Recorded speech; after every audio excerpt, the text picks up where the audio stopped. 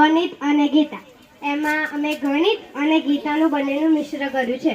તો એમાં ગણિતને અમારો વિભાગ એવો હતો કે ગણિતને ગાણિતિક મનોરંજન, એમાં ગણિતને આપણે અલગ અલગ પ્રકારે દર્શાવવાનું કહેવાનું હતું. તો અમે આ મોડલ બનાવ્યો છે.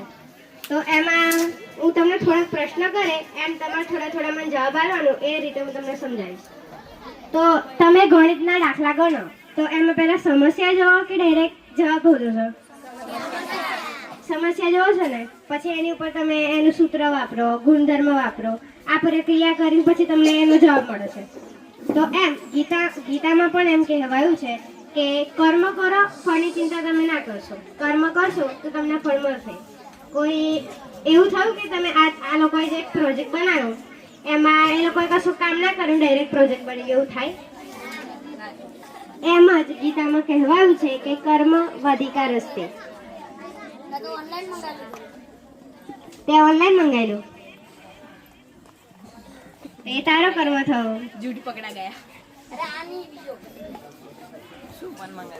બીજી રીતે એવું છે કે અનુભવ એ જ સૂત્ર. તમે કોઈ મુશ્કેલીમાં ફસાયા હોય તો જેમ કે ગણિતનો એક કોયડો છે, તમને એનું કશું ખબર નહીં, પણ તમે પરિઘ અને વ્યાસમાં તમે છઠ્ઠા ધોરણમાં, પાંચમા ધોરણમાં થોડું ભણ્યા છો અને પછી તમારે આ જે પાઠ છે સાતમામાં આવ્યો. હવે એના દાખલા તમને છઠ્ઠા ધોરણ આવડતા હોય થોડા, તો તમને યાદ રહે કે ના રહે? થોડા રહે ને. તો એમ જ વ્યાસમાં તમે એ જે છઠ્ઠા ધોરણમાં ભણેલા છો એના અનુભવથી એ દાખલો થોડો તમે ગણવાનો પ્રયત્ન કરો. એમ જીવનમાં પણ તમને કોઈ મુશ્કેલી પડી હોય તો અમુક સમસ્યા હોય તો તમે તમારા દાદા બાને પૂછતા હશો, હે ને? તમારા મમ્મી પપ્પા કશું તમને કહી દે કે આ તે, તો તમે તમારા દાદા પૂછવા જાવ છો ને કે દાદા અમે શું કરું એમ, તો તમે શિક્ષક જોડે પૂછવા જાવ છો ને.